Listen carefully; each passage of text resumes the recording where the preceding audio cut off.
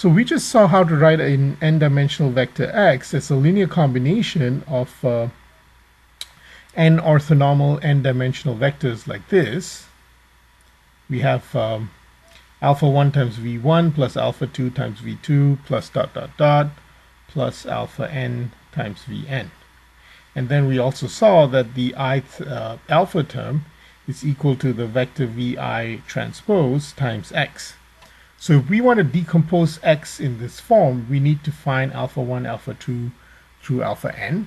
And we can do that by finding the row vector times column vector product here, and we'll have n of those for each of the vi's.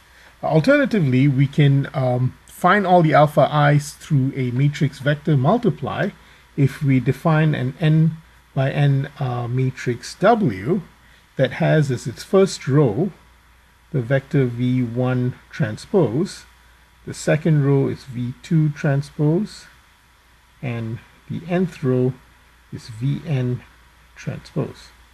So this is the vector W.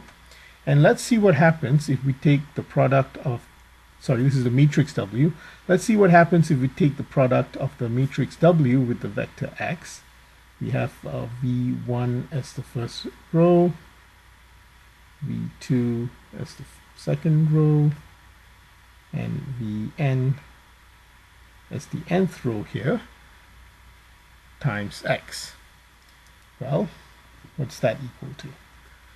When you have the product of a matrix times a column vector, you end up with another column vector, and the first entry of that column vector is the product of the first row of the matrix and the column vector. So this is going to be v1 transpose x.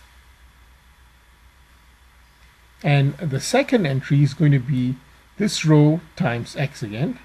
So we have v2 transpose x. And then you keep doing that, and the last entry is vn transpose x. So if we construct a matrix W that has v1 transpose as its first row, v2 transpose as its second row, and so forth, and we multiply it by the x vector, we'll end up with a with a column vector which has all the alphas as its entries, because that's alpha 1, that's alpha 2, and so forth. So we can do all of this in a matrix